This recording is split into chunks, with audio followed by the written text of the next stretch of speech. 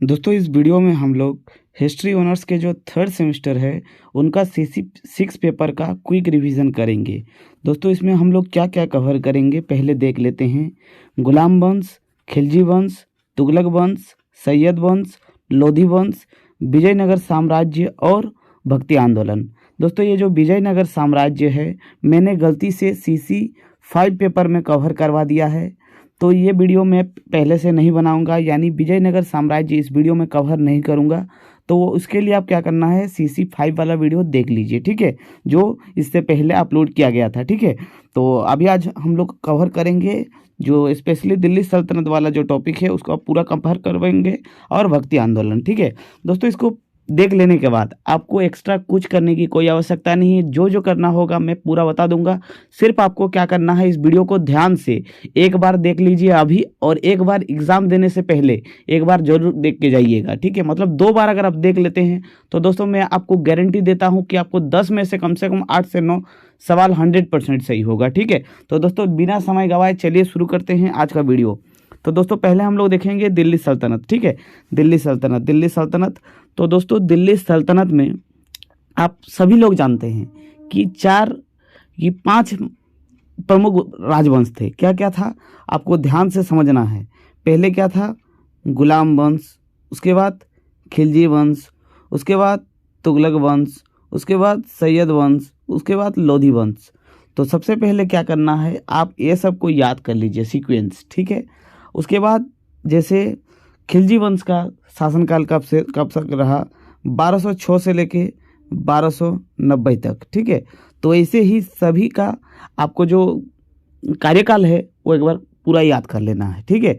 ये आपको पहले करना है, ठीक है। दोस्तों अभी हम लोग देखते हैं जो स्लेव डायनेस्टी यानी गुलाम वंश से सवालों को, ठीक है। किस तरह का सवाल बनेगा पूरा ध्यान से समझिएगा। तो दोस्तों सबसे पहला सवाल बनेगा कि गुलाम वंश के संस्थापक कौन थे। तो गुलाम वंश के संस्थापक थे कुतुबुद्दीन ऐबक। ध्यान से सुनिएगा एकदम पूरा बातों को, फिर गलती मत कीजिएगा। यहाँ पर भी वैसे ही लोचा होगा जैसे वहाँ पर हुआ था ना गुज्जर प्रतिहार वंश का, वैसे ही सेम टू सेम यहाँ पर भी चीज़ होगा। दोस्तों संस्थापक था कौन, कुतुबुद्दीन ऐबक। लेकिन अगर आपको पूछे वास्तविक संस्थापक पूछे तो हो जाएगा इल्तुतमिश। याद रखिएगा, वास्तविक संस्थापक पूछे तो हो जाएगा इल्तुतमिश, याद रखिएगा। और ऐसे में होगा कुतुबुद्दीन ऐबक। तो दोस्तों कुतुबुद्दीन जो ऐबक थे वो कौन थे, वो गौरी का गुलाम था। तो दोस्तों वो गौरी वही था जो तराइन का युद्ध लड़ा था, ठीक है। तो तराइन का जो युद्ध हुआ था वो 1191 में, 1192 में, और एक अंतिम लड़ाई लड़ने आया था वो 94 में, जो जयचंद के साथ लड़ा था। जयचंद को हरा देने के बाद मतलब कोई भी ऐसा शासक नहीं था जो उसका मुकाबला कर सकता था उस टाइम, इसलिए पूरा भारतवर्ष को जीत लिया था। लेकिन वो क्या किया, अपना जितना भी जीता हुआ प्रदेश को छोड़ करके वो अपना गजनी चला गया, ठीक है। और भारत को स्पेशली कुतुबुद्दीन ऐबक के हाथ में छोड़ करके वो चला गया था, ठीक है। तो याद रखिएगा कुतुबुद्दीन ऐबक किसका गुलाम था, तो गौरी का गुलाम था, ठीक है। यहाँ पर आप लोग बहुत चीज़ यहाँ पर सीखने को मिलेगा, आप लोग ध्यान से समझिएगा। कुतुबुद्दीन ऐबक 1206 से लेकर 1210 तक शासक था, और पहली बार उन्होंने अपनी राजधानी लाहौर में बनाया था, याद रखिएगा। दोस्तों ये क्विक रिवीजन है, इसमें हम लोग ज़्यादा एक्सप्लेन नहीं करेंगे क्योंकि ये एक्सप्लेन फॉर्मेट में ही है, ठीक है। उसके बाद शासक बनने के बाद उसने अपनी जनता में लाख रुपये का दान किया। यानी जो कुतुबुद्दीन ऐबक जब शासक बना था वो अपने जनता को लाखों रुपया दान करता था, इसलिए लाहौर की जनता ने इसे लाखवस, दोस्तों ये वाला लाख खम्स कहते हैं, कहीं लाख ख्वाइस कहते हैं। तो आप लोग याद रखिएगा, लाख से रिलेट कर लीजिएगा। तो ये उपाधि धारण किया था, ठीक है।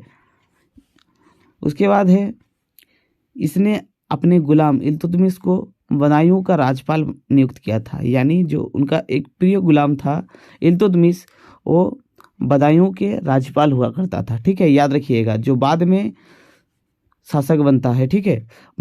1210 ईस्वी में चौगन यानी पोलो खेलते समय घोड़े से गिरकर मृत्यु हो गई। तो दोस्तों याद रखिएगा कुतुबुद्दीन ऐबक का ना 1210 ईस्वी में पोलो खेलते वक्त घोड़े से जब गिर गया था, उस टाइम उसका मृत्यु हुआ था और उसका मकबरा कहाँ है? लाहौर में। आपसे सवाल कैसे पूछेगा? दिल्ली सल्तनत का कौन सा ऐसा शासक था जो पोलो खेलते वक्त घोड़े से गिर उनकी मृत्यु हुई थी? तो याद रखना ऐसे। दोस्तों उसकी मृत्यु के बाद उसका जो सिंहासन है, उसके सिंहासन पर बैठा था उसका बेटा आराम शाह, ठीक है। लेकिन ये उतना योग्य नहीं था कि पूरा दिल्ली सल्तनत को संभाल पाएगा। इसलिए क्या किया, जो इल्तुतमिश था ना, जो उनका गुलाम था, वो आराम शाह को मृत्यु के घाट उतार दिया, यानी उनका ख़त्म कर दिया और गुलाम वंश का अगला शासक बना। कब बना था? 1211 में, याद रखिएगा, ठीक है।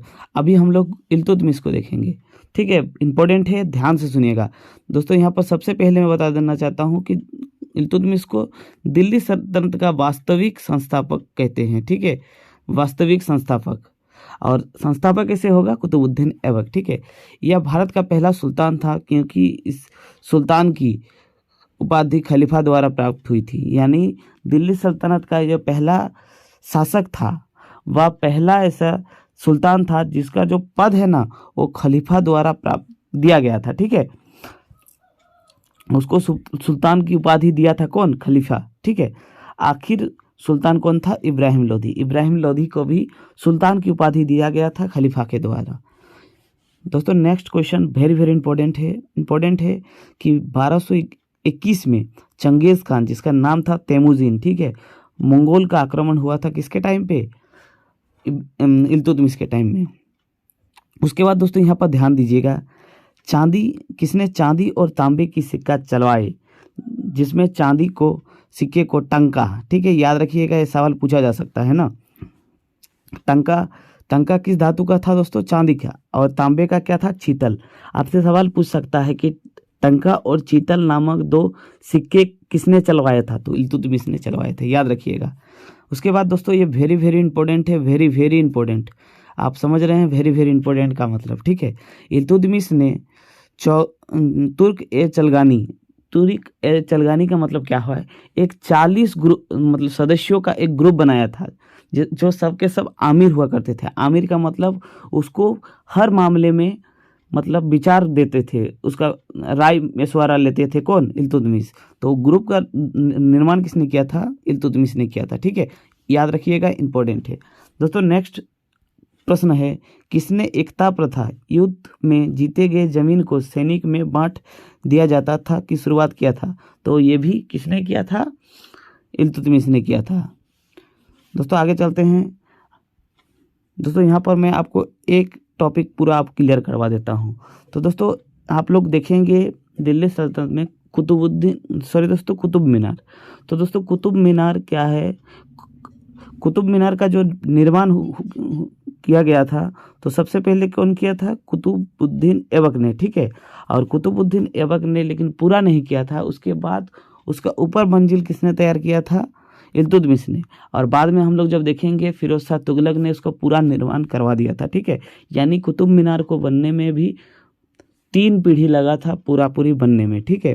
तो सबसे पहले कौन किया था? कुतुबुद्दीन ऐबक, उसके बाद इल्तुतमिश, उसके बाद फिरोज शाह तुगलक, ठीक है, याद रखिएगा। और पहला निर्माण कुतुबुद्दीन ऐबक। इसने अपनी राजधानी लाहौर से दिल्ली स्थानांतरण किया, यानी जो कुतुबुद्दीन ऐबक के टाइम उनका राजधानी लाहौर हुआ करता था, उसको चेंज करके वो दिल्ली लाया था, ठीक है, याद रखिएगा। ये भी प्रश्न आपसे पूछा जा सकता है। दोस्तों नेक्स्ट है, इल्तुतमिश ने अपने उत्तराधिकारी अपने बेटी रजिया को घोषित किया था। तो इल्तुतमिश ने क्या किया था? अपना जो उत्तराधिकारी है, उनके मृत्यु के बाद कौन गद्दी पर बैठेगा वो पहले ही डिसाइड कर लिया था, वो बैठेगा रजिया सुल्ताना, ठीक है। तो दोस्तों नेक्स्ट है, 1236 में इल्तुतमिश की मृत्यु के पश्चात इसका मकबरा दिल्ली के कुतुब मीनार के परिसर में किया गया था, याद रखिएगा। ये उतना भी ज़्यादा इंपॉर्टेंट नहीं है, ठीक है। नेक्स्ट एक क्वेश्चन दोस्तों मेरा आया था एग्जाम में, हमको आज भी याद है क्योंकि मैंने गलती मारा था, इसलिए आपको गलती नहीं करना है, ठीक है। 1236 में इल्तुतमिश की घोषणा के विरुद्ध जाकर उसके बड़े बेटे रुकनुद्दीन फिरोज शाह सिंहासन पर बैठा। दोस्तों यहाँ पर सवाल कैसे पूछा था कि इल्तुतमिश की मृत्यु के पश्चात दिल्ली सल्तनत के सिंहासन पर कौन बैठा था, तो मैंने यहाँ पर रज़िया सुल्तान लगा दिया था, लेकिन जो गलत हुआ था, क्योंकि उसके बाद उसका बेटा उसके विरुद्ध जा कर के बैठा था। तो कौन था? रुकनुद्दीन फिरोज शाह। ठीक है, याद रखिएगा दोस्तों। नेक्स्ट प्रश्न है, ये सुपर इम्पोर्टेंट क्वेश्चन है, वेरी वेरी इंपॉर्टेंट क्वेश्चन। क्या है? यह दिल्ली की प्रथम एकमात्र महिला शासिका थी। कौन थी एकमात्र महिला शासिका? रज़िया सुल्ताना। ठीक है, याद रखिएगा, वेरी वेरी इंपॉर्टेंट है। कब दिल्ली की कब शासिका बनी थी? तो 1236 में, और 1240 तक शासन की थी। ठीक है, उसके बाद आगे हम लोग देखते हैं दोस्तों, वेरी वेरी इंपॉर्टेंट है दोस्तों बलबन का सभी पॉइंट इंपॉर्टेंट रहेगा, इसलिए ध्यान से सुनिएगा। सुल्तान बनने के बाद बलबन ने दल 40 का अंत किया था। तो दोस्तों ये जो दल 40 था, इसका स्थापना किसने किया था? कुतुबुद्दीन ऐबक ने। लेकिन ख़त्म किसने किया था? बलबन ने। कारण क्या था? क्योंकि ये जो आमिर वर्ग थे, ये शासन में हस्तक्षेप करना शुरू कर दिया था। ठीक है, इसलिए इसका ही ख़त्म कर दिया कौन? बलबन ने। उसके बाद दोस्तों वेरी वेरी इंपॉर्टेंट पॉइंट है कि बलबन ने दिल्ली में रक्त और लौह की नीति चलवाया था। ठीक है, सबसे पहले रक्त और लौह की नीति किसने चलवाया था? तो बिस्मार्क ने चलवाया था, जर्मनी के एकीकरण के दौरान। ठीक है, याद रखिएगा, वेरी वेरी इंपॉर्टेंट है दोस्तों। नेक्स्ट है, इसी ने सजदा पाइनेस और प्रथा की चलवाया था, जो औरंगजेब ने ख़त्म किया था। तो दोस्तों सजदा का मतलब क्या है? जैसे ही जब कोई राजा को देखेगा तो वो सिर झुका करके उसका सजदा करेंगे। तो ये प्रथा किसने चलवाया था? बलबन ने। लेकिन ख़त्म किसने किया था? औरंगजेब ने, याद रखिएगा। उसके बाद दोस्तों है, बलबन ने नवरोज त्यौहार को मनाने की शुरुआत की। फारसी ईरानी भाषा में ये नवरोज क्या होता है दोस्तों, मैं आपको समझा देता हूँ। ठीक है दोस्तों, ये जो बलबन थे, ये नवरोज त्यौहार को मनाना शुरू किया था। ठीक है, क्योंकि उनके भी मतलब समाज में जो पारसी वर्ग थे वो मौजूद थे। ठीक है, और पारसी वर्ग का लोगों का क्या होता है, जो नया साल होता है ना, उसी को नवरोज के त्यौहार के रूप में मनाया जाता है। सवाल कैसे पूछ सकता है कि कौन सा दिल्ली सल्तनत का सुल्तान ने नवरोज त्यौहार को मनाना की शुरुआत किया था? तो बलबन ने। ठीक है दोस्तों, नेक्स्ट प्रश्न है, इंपॉर्टेंट ही, याद रखिएगा। मलिक फिरोज ने 1290 में केकवाद की हत्या करके खिलजी वंश की स्थापना किया था। तो आपको यहाँ से दो चीज़ याद रखना है कि गुलाम वंश का जो अंतिम शासक था वो था केकवाद। ठीक है, और उसका ख़त्म किसने किया था? मलिक फिरोज ने। और उसके बाद कौन सा वंश आया था? खिलजी वंश। ठीक है, इंपॉर्टेंट है, ध्यान दीजिएगा दोस्तों। अगर वीडियो अच्छा लग रहा है तो प्लीज़ वीडियो को लाइक कीजिएगा दोस्तों। आपको जैसा मिल रहा है, इसको बनाने के लिए मेरे को 2 दिन का समय लगा दोस्तों। 2 दिन कम से कम 8-8 16 घंटा मेहनत किया हूँ दोस्तों। 2 से लेके 3 किताब पढ़ा हूँ, बहुत सारा इंटरनेट छाना हूँ, उसके बाद ये चीज़ हमको मिला है। ठीक है, इस चीज़ को कदर कीजिएगा दोस्तों, इसको ज़रूर से ज़रूर शेयर कीजिएगा, और एक लाइक दोस्तों ज़रूर कीजिएगा। लाइक करने से मेरे को कोई पैसा नहीं मिलता है, और आप लोग सोचते होंगे कि बहुत सारा पैसा मिलता है, कोई पैसे का नहीं मिलता है। इसलिए मेरा कहने पर दोस्तों एक बार आप इस वीडियो को ज़रूर लाइक कीजिएगा, और चैनल पर नए हैं तो चैनल को सब्सक्राइब कर दीजिएगा। ठीक है, तो दोस्तों हम लोग अभी हम लोग देखेंगे खिलजी डायनेस्टी यानी खिलजी वंश। तो दोस्तों अभी हम लोग देखें कि 1290 में जो गाजी मलिक था, उन्होंने क्या किया था? जो गुलाम वंश के जो अंतिम शासक था, वो कैकवाद का ख़त्म कर दिया था। उसके बाद अपना वंश की स्थापना किया था। तो याद रखना है, जलालुद्दीन फिरोज खिलजी, उनके वास्तविक नाम क्या था? मलिक फिरोज। ठीक है, तो मलिक फिरोज क्या नाम लेके दिल्ली के सल्तनत पर खिलजी वंश का स्थापना किया? जलालुद्दीन फिरोज खिलजी। ठीक है, तो आपसे सवाल कैसे पूछ सकता है खिलजी वंश के संस्थापक कौन थे? तो याद रखना है जलालुद्दीन फिरोज खिलजी, या फिर उसका वास्तविक नाम भी दे सकता है। ठीक है, तो दोस्तों इससे आपको क्या याद रखना है? फिरोज शाह खिलजी से जलालुद्दीन फिरोज खिलजी का भतीजा अलाउद्दीन खिलजी अली गुरसूफ। तो अलाउद्दीन खिलजी का जो बचपन का नाम था वो था अली गुरसूफ। ठीक है, ये कौशाम्बी उत्तर प्रदेश का एकादार था, यानी वहाँ पर देख रेख करने वाला कौन था? एक ये था। ठीक है, मुलाजिम था। ठीक है, उसके बाद आपको याद क्या रखना है दोस्तों, ये थोड़ा इम्पोर्टेंट है। 1296 में मंगलों का चौथा आक्रमण हुआ। किसके टाइम पे? खिलजियों के टाइम में। और इस अभियान पर जलालुद्दीन ने अलाउद्दीन को भेजा। अलाउद्दीन ने इस आक्रमण में मंगलों को पराजित किया, यानी 1296 में अलाउद्दीन खिलजी ने मंगलों के साथ युद्ध लड़ा था, और जिसमें अलाउद्दीन खिलजी की विजयी हुई थी। ठीक है, और इसके बाद क्या हुआ दोस्तों? अलाउद्दीन खिलजी ने जलालुद्दीन खिलजी को ही मार डाला। ठीक है, आप अगर पद्मावत मूवी देखे हैं तो वो सेम टू सेम सीन है यहाँ पर। ठीक है, अलाउद्दीन खिलजी 1296 में से लेकर 1326 तक शासक रहा। ठीक है, यह दिल्ली सल्तनत में स्थायी सेना रखने वाला प्रथम सुल्तान था। ठीक है, याद रखिएगा, वेरी वेरी इंपॉर्टेंट है। और उसने नगद वेतन देना की शुरुआत किया। उससे पहले कोई नगद वेतन नहीं देता था। क्या करता था, एकतादारी चलता था, यानी कोई जमीन अगर जीत लिया जाता था तो जमीन को ही बांट दिया जाता था, जमीन को। ठीक है, लेकिन अलाउद्दीन खिलजी ऐसा था क्योंकि वो जमीन बांटना नहीं चाहता, तो अपना साम्राज्य का विस्तार करना चाहता था, इसलिए क्या किया, वो नगद वेतन देता था सैनिकों को। ठीक है, आमिर खुसरो के बारे में पढ़ेंगे दोस्तों। Aamir Khusro very very important है दोस्तों, यहाँ पर ध्यान से पूरा बातों को सुनिएगा। ठीक है, आमिर खुसरो, तो दोस्तों ये जो आमिर खुसरो है, इनका जो बर्थ यानी जन्म हुआ था वो पटियाला भारत में ही हुआ था। ठीक है, और तब वो उत्तर प्रदेश का पार्ट हुआ करता था। ठीक है, इसके दरबार को तोताए हिंद प्रसिद्ध कवि थे, यानी जो आमिर खुसरो थे उनको तोताए हिंद की उपाधि मिला हुआ था। और ये बलबन के शासनकाल से लेकर के कई शासक के शासनकाल में उनके समकालीन थे। ठीक है, उन्होंने सितार और तबला भी बनाया। खड़ी भाषा में वो अपना गज़ल पेश करता था। और क्या है दोस्तों, ये याद रखिएगा, आमिर खुसरो ने खमसा ए खुसरो नामक पुस्तक लिखा। दोस्तों ये इंपॉर्टेंट है, याद रखिएगा, खमसा ए खुसरो नामक पुस्तक लिखा है। ये अलाउद्दीन जो निजामुद्दीन औलिया के शिष्य थे। दोस्तों ये इंपॉर्टेंट है, याद रखिएगा। सवाल कैसे पूछेगा, आमिर खुसरो किनके शिष्य थे, तो निजामुद्दीन औलिया का। ठीक है, उससे आगे हम लोग देखेंगे दोस्तों, वेरी वेरी इंपॉर्टेंट पॉइंट है। प्रश्न है, 1298 में अलाउद्दीन खिलजी ने गुजरात अभियान किया था, याद रखिएगा। और यह गुजरात अभियान में मालिक काफूर जो एक किन्नर थे उनको खरीद लिया था। ठीक है, और कितने में खरीदे थे, तो 1000 में खरीदा गया था, इसलिए उसे 1000 दिनारी कहते हैं। ठीक है, तो यहाँ से आपको क्या समझ में आया कि मलिक काफूर को कहाँ से खरीदा, गुजरात से। और गुजरात क्यों गए थे, क्योंकि गुजरात में अभियान यानी लड़ने गए थे। ठीक है, उसी टाइम वो 1000 दिनार से खरीदे थे, इसलिए उसका नाम 1000 दिनारी कहा जाता है। किसको, मलिक काफूर को। आगे चलते हैं। मलिक काफूर दोस्तों बहुत ही टैलेंटेड थे। ठीक है, वो युद्ध कला में बहुत ही ज़्यादा निपुण थे, तो इसलिए अलाउद्दीन खिलजी ने क्या किया, मलिक काफूर को सेनापति बनाया था। ठीक है, याद रखिएगा दोस्तों। क्या हुआ उसके बाद, 1303 में अलाउद्दीन खिलजी ने चित्तौड़ मिशन पर गया। तो चित्तौड़ मिशन पर किस लिए गया था दोस्तों, वो रानी पद्मिनी के लिए गया था। ठीक है, और वो राणा रतनसाल से युद्ध किए, और जिसमें राणा रतनसाल की मृत्यु हो गई, और जो रानी पद्मिनी थी वो जौहर कर ली थी। ठीक है, यानी खुद को मार दी थी, आग में कूद गई थी। ठीक है, पद्मावत उपन्यास में उसका वर्णन देखने को मिलता है। पद्मावत उपन्यास किसने लिखा था, तो याद रखिएगा, मलिक मोहम्मद जायसी। ये वेरी वेरी इंपॉर्टेंट है दोस्तों। ठीक है, याद रखिएगा, वेरी वेरी इंपॉर्टेंट।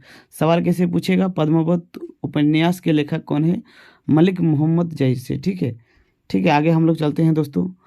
1306 में अलाउद्दीन खिलजी ने साउथ भारत यानी दक्षिण भारत का मिशन की शुरुआत की। इस मिशन पर मलिक काफूर को भेजा गया था, यानी वो दिल्ली सल्तनत का पहला ऐसा शासक था जो दक्षिण की तरफ अभियान चलाया था, और उस अभियान का नेतृत्व कर रहा था मलिक काफूर। ठीक है, 1308 में मलिक काफूर, दोस्तों यहाँ पर थोड़ा मिस्टेक है, सुधार लीजिएगा। मलिक काफूर ने तेलंगाना के शासक प्रताप रुद्रदेव को आक्रमण किया था। ठीक है, याद रखिएगा।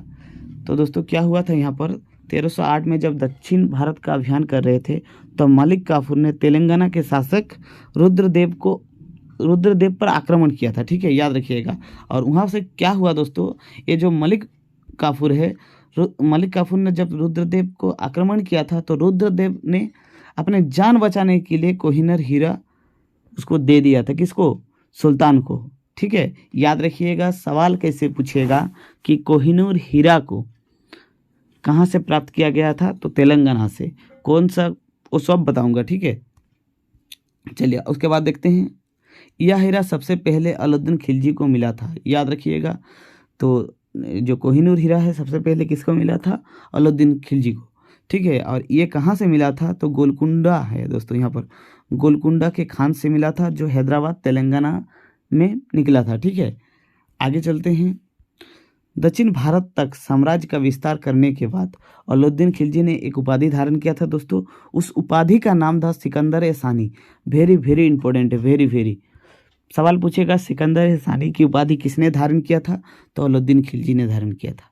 आगे चलते हैं दोस्तों, आगे पॉइंट है, बाजारों के वस्तु का मूल्य निर्धारित करने वाला प्रथम शासक कौन था, तो अलाउद्दीन खिलजी था। ठीक है, अलाउद्दीन खिलजी क्या किया था, वो एक बहुत विशाल सेना रखा था और सेना को एक निश्चित वेतन देता था, यानी इतना भी ज़्यादा नहीं देता था कि जो सैनिक था वो पूरा ऐशो आराम का ज़िंदगी जी सके। इसलिए क्या किया था, लेकिन बाजार का जो भी सामान था उसका दाम फिक्स कर दिया था। यानी जब से वो शासन में रहा 1296 से लेकर 1306 या 16 तक, ठीक है, तो वो उतना दिन तक पूरा बाजार का जो भी सामान था उसका दाम फिक्स करके रखा था। ठीक है, याद रखिएगा। आपको इम्पोर्टेंट क्या है, तो बाजार नियंत्रण प्रणाली किसने शुरुआत किया था, अलाउद्दीन खिलजी ने, याद रखना है। उसने बहुत सारे स्मारक बनवाया था, अलाई मीनार, अलाई दरवाज़ा, शीश महल और हौजा खास। ठीक है, याद रखिएगा। ये सब का निर्माण किसने किया था, अलाउद्दीन खिलजी ने। तो दोस्तों ये जो 1316 में अलाउद्दीन खिलजी की मृत्यु हो गई और उनका जो मकबरा है यानी दफनाया गया है वो दिल्ली में दफनाया गया है। ठीक है, आगे हम लोग देखते हैं मुबारक शाह खिलजी। दोस्तों मुबारक शाह खिलजी वो भी एक खिलजी वंश के शासक थे, लेकिन वो किस लिए जाना जाता है, तो दोस्तों वो अपने नौटंकी के वजह से जाना जाता है। ठीक है, मुबारक शाह खिलजी महिलाओं के कपड़े या बिना कपड़े गहने कपड़े पहने ही दरबार में आ जाया करता था। यानी कभी कभी ये जो शासक था ये इतना ज़्यादा नौटंकीबाज था, कभी कभी महिला का कपड़ा पहन लेता था यानी, और कभी कभी बिना कपड़ा पहने ही यानी नग्न अवस्था में वो दरबार में आ जाता था। ठीक है, तो ये एक पागल या फिर कह सकते हैं कि सनकी एक शासक था। ठीक है, उन्होंने क्या किया, वो सबसे बड़ा जो मुसलमानों में उपाधि हुआ करता था खलीफा का जो पद था वो अपने आप को खलीफा घोषित कर दिया, यानी मैं ही भगवान हूँ। ठीक है, ये खुद पागल एकदम था। ठीक है, याद रखिएगा दोस्तों। इसके बाद यहाँ पर थोड़ा ध्यान दीजिएगा। ठीक है, 1320 में गाजी मलिक ने इसे सिंहासन से हटाकर तुगलक वंश की स्थापना किया था। तो जो उसके सेनापति थे ना गाजी मलिक, तो देखा कि ये जो शासक था मुबारक शाह खिलजी ये नौटंकीबाज है, इससे कुछ होने वाला नहीं है, तो इसका ही ख़त्म करके वो एक दूसरे वंश की स्थापना किया जिसका नाम है तुगलक वंश। ठीक है, याद रखिएगा दोस्तों, यहाँ से थोड़ा आप लोग को थोड़ा समझना है। ठीक है, इंपॉर्टेंट है दोस्तों। अभी हम लोग देखेंगे तुगलक डायनेस्टी। ठीक है, तो तुगलक डायनेस्टी का संस्थापक कौन था, गाजी मलिक, और गाजी मलिक का ही नाम है दोस्तों गयासुद्दीन तुगलक। ठीक है, इसी ने दिल्ली में तुगलकाबाद नामक शहर की स्थापना किया। किसने किया था, एक गयासुद्दीन तुगलक ने। सिंचाई के लिए नहर का निर्माण करवाने वाला पहला शासक था, यानी सिंचाई के लिए जो नहर बनवाया था वो पहला शासक था जो इनका निर्माण करवाया था। 1325 में लकड़ी के महल में गयासुद्दीन की हत्या कर दी गई और उनका मकबरा कहाँ है, दिल्ली के तुगलकाबाद में है। ठीक है, याद रखिएगा, ये इंपॉर्टेंट नहीं है, आपको कोई याद नहीं रखना है। ठीक है, आगे दोस्तों गयासुद्दीन तुगलक की मृत्यु के बाद क्या हुआ, उनका जो बेटा था ना जुना खां, वो अगला शासक बना। दोस्तों जुना खां ने मोहम्मद बिन तुगलक के नाम से शासन किया था, याद रखिएगा, लेकिन उनका वास्तविक नाम जुना खां था। ठीक है दोस्तों, कहा जाता है कि मोहम्मद बिन तुगलक जो थे वो दिल्ली सल्तनत का सबसे ज़्यादा शिक्षित शासक था, लेकिन वो ऐसा काम किया कि सबसे ज़्यादा मूर्ख शासक की उपाधि उनको प्राप्त है। ठीक है, इसलिए उसे पागल सुल्तान भी कहा जाता है, याद रखिएगा। ठीक है, आगे हम लोग देखते हैं, यह अरबी और फारसी का महान विद्वान थे। कौन, मोहम्मद बिन तुगलक। दोस्तों यहाँ पर थोड़ा इंपॉर्टेंट पॉइंट है दोस्तों, वेरी वेरी इंपॉर्टेंट, मतलब ध्यान देना है आपको। इसके शासनकाल में 1330 ईस्वी में दक्षिण अफ्रीकी यात्री मोरक्को यानी मोरक्को से एक आया था इब्न बतूता। यानी इब्न बतूता जो थे वो एक विदेशी यात्री थे जो मोरक्को से आए थे दिल्ली सल्तनत के टाइम में। ठीक है, स्पेशली मोहम्मद बिन तुगलक के शासनकाल में आए, यहाँ पर बहुत करीबन 10 साल यहाँ पर भारत का सैर किया। उसके बाद अपना जो पुस्तक है वो पुस्तक एक लिखा था, पुस्तक का नाम है रहेला। ठीक है, रहेला पुस्तक में भारत का वर्णन किया, जिसमें बहुत जो तुगलक वंश के शासक को बहुत ही ज़्यादा अच्छा बताया। ठीक है, क्या क्या उनका महत्वपूर्ण कार्य को भी लिखा। तो यहाँ से आपको 2 चीज़ याद रखना है दोस्तों। पहला याद रखना है इब्न बतूता कहाँ के थे, मोरक्को किसके शासनकाल में आए थे? तो मोहम्मद बिन तुगलक के शासनकाल में। और उनकी पुस्तक क्या है? रेहला। ठीक है, आगे चलते हैं। सती प्रथा पर प्रतिबंध लगाने का प्रयास करने वाला पहला सुल्तान था कौन? मोहम्मद बिन तुगलक। मोहम्मद बिन तुगलक के शासनकाल में सर्वाधिक विद्रोह हुआ था। तो दोस्तों सबसे ज़्यादा विद्रोह किसके शासन में हुआ था? तो मोहम्मद बिन तुगलक के शासनकाल में। दोस्तों कैसा हुआ था? 27 विद्रोह साउथ इंडिया में, यानी दक्षिण भारत में 27 बार विद्रोह हुआ था और 34 बार विद्रोह उनके मध्य में हुआ था। और नॉर्थ में, जहाँ पर अभी फ़िलहाल जो दिल्ली है, दिल्ली उत्तर प्रदेश, ये सब इलाके में 7 विद्रोह हो चुका था। ठीक है, और बहुत सारे मंगोल, कम से कम 54 बार मंगोल आक्रमण हो चुका था उस टाइम। यानी कहा जाता है कि सबसे ज़्यादा जो विद्रोह हुआ था वो मोहम्मद बिन तुगलक के शासनकाल में ही हुआ था। ठीक है, अब दोस्तों कहा जाता है कि जो तुगलक वंश है ना, तुगलक वंश का पतन कराने में सबसे बड़ा योगदान था मोहम्मद बिन तुगलक का। उन्होंने कई सारी ऐसे नीति बनाई थी जिसकी वजह से ये जो तुगलक वंश था वो धीरे धीरे ख़त्म हो गया। जो उनका पहला गलती क्या था? तो जो मोहम्मद बिन तुगलक के पतन का कारण क्या क्या था? उसने अपनी राजधानी दिल्ली से दौलताबाद स्थानांतरण किया था। तो दोस्तों क्या किया था? दिल्ली से अपना जो राजधानी है वो चेंज किया था, पहला गलती उसका। दूसरा क्या था? खरसना का अभियान। तो दोस्तों ये जो खरसना था, यहाँ पर अभियान किया था जिससे इसको कोई फायदा नहीं हुआ, बल्कि बहुत सारे सैनिकों का मृत्यु हुआ, उसे बहुत ही आर्थिक हानि हुआ था। ठीक है, तो ये भी उनका गलती था। और दूसरा गलती क्या था दोस्तों? तीसरा गलती था दुआब क्षेत्र में कर की वृद्धि। ठीक है, तो दुआब क्षेत्र में कर की वृद्धि करने से किसान उनके खिलाफ हो गए थे और जिससे भूखमरी बढ़ी थी उस टाइम। ठीक है, तो ये सब के वजह से वो उनका पतन हो गया। आगे हम लोग देखेंगे दोस्तों फिरोज शाह तुगलक। फिरोज शाह तुगलक बहुत बहुत इम्पोर्टेंट है। इसे दिल्ली सल्तनत का अकबर कहा जाता है, याद रखिएगा। अपने शासनकाल में इसने 6 शहरों को बसाया था, याद रखिएगा, इम्पोर्टेंट है। कौन कौन सा शहर है वो भी देख लेते हैं। हैसार जो फिरोजा में है, फरीदाबाद जो उसके फादर के नाम से यह किए थे, उसके बाद फिरोजपुर, फिरोज शाह कोटला, फिरोजाबाद और जौनपुर, ये सब शहरों का मतलब बसाया था किसने? फिरोज शाह तुगलक ने। ठीक है, आगे हम लोग देखते हैं 1369 में उसने कुतुब मीनार की जो चौथी और 5वीं मंजिल है उसको पूर्ण करवाया था, याद रखिएगा। यानी जो पहले कुतुबुद्दीन ऐबक, उसके बाद इल्तुतमिश और लास्ट में पूरा फुल बनवा के रेडी कर दिया था कौन? फिरोज शाह तुगलक ने। आगे देखते हैं, तुगलक वंश का अंतिम शासक नसीरुद्दीन मोहम्मद था। ठीक है, याद रखिएगा, वेरी वेरी इंपॉर्टेंट। क्यों है दोस्तों? ये इसलिए इम्पोर्टेंट है क्योंकि नसीरुद्दीन मोहम्मद के टाइम में ही दिल्ली सल्तनत पर तैमूर का आगमन हुआ था। दोस्तों ये डेट बहुत बहुत इम्पोर्टेंट है। ठीक है, 1398 में नसीरुद्दीन मोहम्मद के शासनकाल में तैमूर ने भारत पर आक्रमण किया था, बहुत लूटपाट मचाया था और क्या किया था? उसका एक गुलाम को जिसका नाम खिज्र खां था उसको भारत में छोड़ करके चले गए, जो तुगलक वंश का सफाया करके एक नया वंश बनाया था जिसका नाम था सैयद वंश। ठीक है, सैयद वंश थे दोस्तों, आपको ज़्यादा याद नहीं रखना है। सैयद वंश का संस्थापक कौन था? तो खिज्र खां था।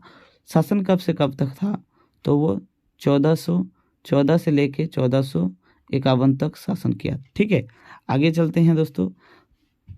उसके बाद क्या हुआ? जो सैयद वंश का अंतिम शासक था उनको बहुल्लुल लोधी ने पास कर दिया, मतलब हरा दिया, और अफगानी वंश की स्थापना हुआ। ठीक है, याद रखिएगा दोस्तों। यहाँ पर थोड़ा सा इम्पोर्टेंट है इसलिए ध्यान दीजिएगा। अब यहाँ से सवाल हर एग्जाम में बना है तो ध्यान दीजिएगा।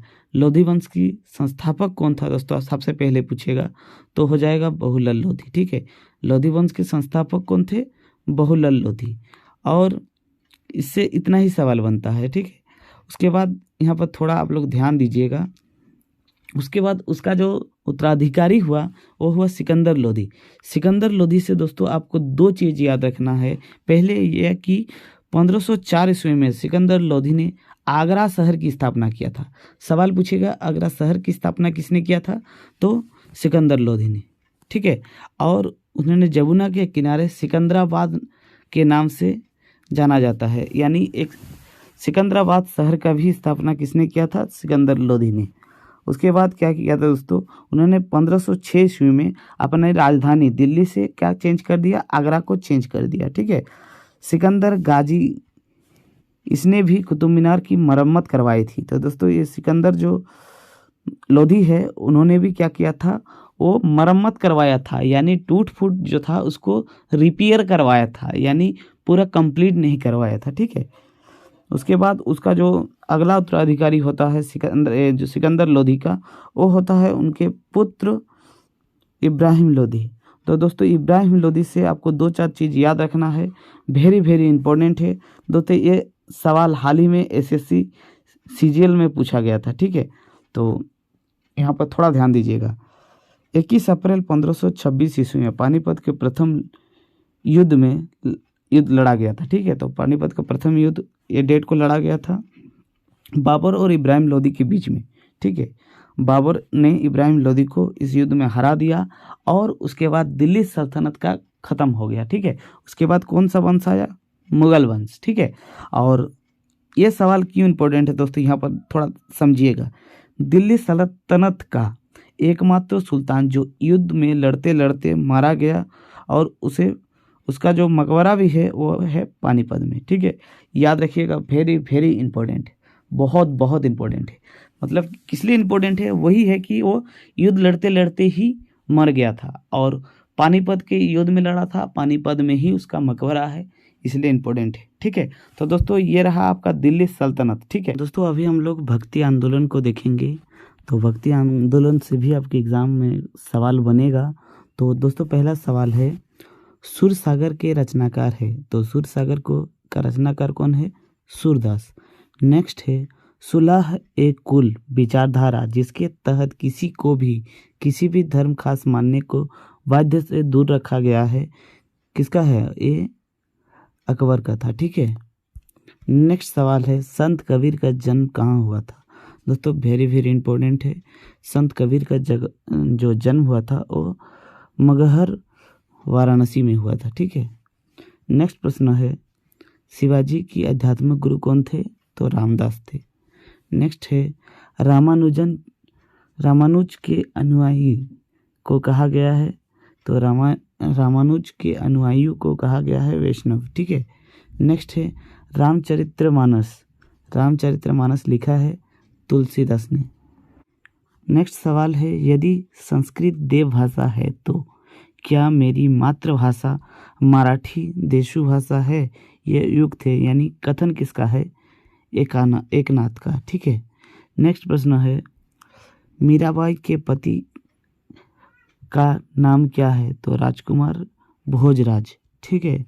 नेक्स्ट प्रश्न है, मीराबाई किस राज्य से संबंधित थी? तो राजस्थान की थी।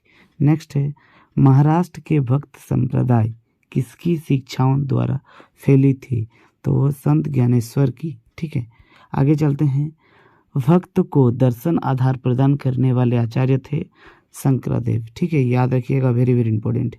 नेक्स्ट प्रश्न है, भक्ति आंदोलन के प्रारंभिक प्रतिवादक थे तो रामानुजाचार्य। ठीक है। नेक्स्ट सवाल है, भक्ति आंदोलन को दक्षिण भारत से लेकर उत्तर भारत तक प्रचलित करने का श्रेय किसको जाता है? तो रामानंद को। ठीक है। नेक्स्ट सवाल है, भक्ति आंदोलन का प्रारंभ किया गया। तो भक्ति आंदोलन किसने प्रारंभ किया था? तो अलवार के नयनार संतों द्वारा। ठीक है। याद रखिएगा, अलवार के नयनार संतों द्वारा। नेक्स्ट सवाल है, भक्त तुकाराम कौन से मुगल सम्राट के समकालीन थे? तो जहांगीर के समकालीन थे। नेक्स्ट सवाल, बीचका के रचनाकार हैं। दोस्तों ये 100% इम्पोर्टेंट है। ठीक है। बीचका के रचनाकार कौन है? कबीरदास। नेक्स्ट है, बंगाल और उड़ीसा में वैष्णववाद को लोकप्रिय बनाने का श्रेय चैतन्य महाप्रभु को जाता है। ठीक है। याद रखना है। नेक्स्ट प्रश्न है, पुष्टि मार्ग के दर्शन की स्थापना किसने किया था? तो पुष्टि मार्ग की दर्शन की स्थापना किया था वल्लभाचार्य। नेक्स्ट प्रश्न है, पंजाब में भक्त आंदोलन के अग्रदूत थे गुरु नानक। ठीक है। यानी पंजाब में भक्ति आंदोलन का प्रचार प्रसार किसने किया था? तो वो गुरु नानक ने किया था। नेक्स्ट सवाल है नामदेव किस राज्य से संबंधित थे? तो महाराष्ट्र से। नेक्स्ट सवाल है चैतन्य महाप्रभु किस संप्रदाय से जुड़ा हुआ था? तो गौड़ीय संप्रदाय से। नेक्स्ट सवाल है चैतन्य महाप्रभु किस राज्य से संबंधित थे? तो बंगाल यानी पश्चिम बंगाल से संबंधित थे। नेक्स्ट सवाल है चैतन्य महाप्रभु का जन्म कहाँ हुआ था? तो नादिया, जो अभी नवद्वीप के नाम से जाना जाता है, वो बंगाल में है। ठीक है। नेक्स्ट सवाल है गुरु नानक का जन्म 1469 ईस्वी में कहाँ हुआ था? तो तालवंडी गुरु नानक का नाम है हुआ था। ठीक है। अभी फिलहाल ये कहाँ है दोस्तों? ये पंजाब क्षेत्र में है। ठीक है। नेक्स्ट है गुरु नानक का धार्मिक उद्देश्य क्या था? तो मानव बंधुओं का आधार था। ठीक है, यानी मानव सभी एक है। ठीक है। नेक्स्ट प्रश्न वेरी वेरी इंपॉर्टेंट है। प्रश्न है गीत गोविंद के रचयिता कौन है? जयदेव। नेक्स्ट सवाल है किसने भक्ति के क्षेत्र में शूद्रों को भगवान दर्शन व मोक्ष का आधार देकर इस्लाम धर्म स्वीकार करने से रोका था? तो रामानुजाचार्य ने ही जो शूद्र थे उनको मोक्ष प्राप्ति का सपना दिखाया व बताया कि आपको इस्लाम धर्म स्वीकार नहीं करना है, आप इसी मार्ग पे चल करके मोक्ष की प्राप्ति कर सकते हैं। तो कौन है? रामानुजाचार्य। नेक्स्ट प्रश्न है किस संत ने ईश्वर को अपने पास अनुभव करने के लिए नृत्य और संगीत कीर्तन का माध्यम अपनाया था? तो चैतन्य महाप्रभु। नेक्स्ट है कबीर के गुरु थे? तो कबीर के गुरु थे रामानंद। नेक्स्ट प्रश्न है उड़ीसा नरेश प्रताप रुद्र किस वैष्णव संत के शिष्य थे? तो चैतन्य महाप्रभु के शिष्य थे। नेक्स्ट प्रश्न है आसाम के चैतन्य किसे कहा जाता है? तो शंकरादेव को। नेक्स्ट प्रश्न है अद्वितीयवाद का सिद्धांत के प्रतिपादक कौन थे? तो शंकराचार्य। दोस्तों नेक्स्ट और आज का अंतिम सवाल है दोस्तों 13वीं शताब्दी में द्वैतावाद मत का संस्थापक था माधवाचार्य। ठीक है। तो दोस्तों ये रहा आपका भक्ति आंदोलन से महत्वपूर्ण सवाल। दोस्तों आपको कौन कौन सा टॉपिक पूरा कवर हो चुका है? दिल्ली सल्तनत, भक्ति आंदोलन और विजयनगर साम्राज्य। ठीक है, ये सब चीज़ कंप्लीट हो चुका है और आपको 2 टॉपिक दोस्तों अपने से पढ़ लेना है मेरे कहने पर। ठीक है, कौन कौन सा टॉपिक मैं यहाँ पर लिख देता हूँ, आप लोग ध्यान से समझिएगा। दोस्तों पहला है जो सल्तनत काल में कुछ कुछ टर्मोलॉजी होता है, जैसे दीवाने को, तो कुछ कुछ जैसे ये जो टर्मोलॉजी शब्द है ना वो सबको पढ़ लेना है, जैसे वजीर आलम वैसे वैसे शब्द को। ठीक है। और दूसरा है जो सल्तनत कालीन, आप लोग गूगल में सिर्फ लिखिए सल्तनत कालीन प्रमुख पुस्तक, तो उस पुस्तक व लेखक को भी थोड़ा देख लीजिएगा। इतना पर अगर आप कंप्लीट कर लेते हैं तो दोस्तों 9 नंबर से तक तो एकदम 100% मिलेगा ही। ठीक है। और ये जो आपको विजयनगर साम्राज्य का अगर आपको वीडियो देखना है तो CC5 का वीडियो जो इससे पहले अपलोड किया गया था क्विक रिवीजन वाला, उसमें कंप्लीट करवा दिया हूँ, तो जाके देख सकते हैं। ठीक है दोस्तों, वीडियो को एक लाइक ज़रूर कीजिएगा, चैनल पे नए हैं तो चैनल को सब्सक्राइब कर लीजिएगा। और दोस्तों मैं इस वीडियो का PDF टेलीग्राम ग्रुप में सेंड कर दिया हूँ, तो वहाँ से आप देख सकते हैं। ठीक है। और टेलीग्राम ग्रुप का जो लिंक है वो चैनल के डिस्क्रिप्शन में है, तो आप डिस्क्रिप्शन चेक कर सकते हैं। टेलीग्राम ग्रुप लिंक बोल के लिंक होगा, वहाँ से क्लिक करके टेलीग्राम ग्रुप ज्वाइन कर लीजिए। मिलते हैं नेक्स्ट वीडियो में, तब तक के लिए जय हिंद।